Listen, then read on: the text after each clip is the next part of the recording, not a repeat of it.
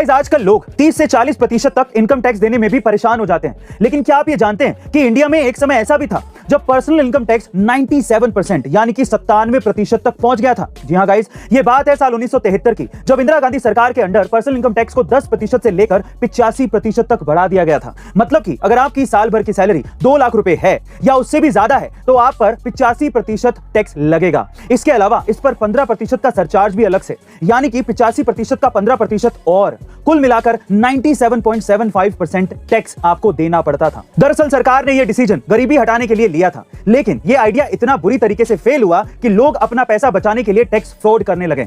और जब सरकार को अपनी गलती का एहसास हुआ तो अगले साल से टैक्स रेट को कम करके 75% कर दिया गया। गाइस, क्या आप इससे पहले तक ये इंटरेस्टिंग फैक्ट जानते थे? और अगर नहीं तो कमेंट सेक्शन में जरूर लिखेगा। और ऐसे अमेजिंग वीडियोस के लिए शेयर, सब्सक्राइब एंड लाइक। मिलते हैं अगली वीडियो में। भारत के लिए बड़े गर्व की बात है कि देश की जानी मानी लेखिका और उपन्यासकार गीतांजलि श्री को उनके उपन्यास टॉम्ब ऑफ सैंड के लिए साल 2022 का अंतरराष्ट्रीय बुकर प्राइज दिया गया है। और आपको यह जानकर हैरानी होगी कि यह पहली बार है कि किसी हिंदी उपन्यास के लिए किसी लेखिका को दुनिया के सबसे प्रतिष्ठित अंतरराष्ट्रीय बुकर प्राइज से सम्मानित किया गया है।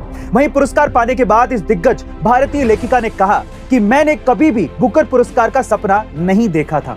मैंने कभी यह नहीं सोचा था कि मैं ऐसा कर सकती हूं। मैं चकित हूं, खुश हूं और सम्मानित महसूस कर रही हूं। ये बिल्कुल सपने के जैसा है। गाइस, गीतांजलि जी ने आज हर भारतीय को गौरवान्वित किया है। उनकी इस उपलब्धि के लिए एक हार्ट तो बनता है।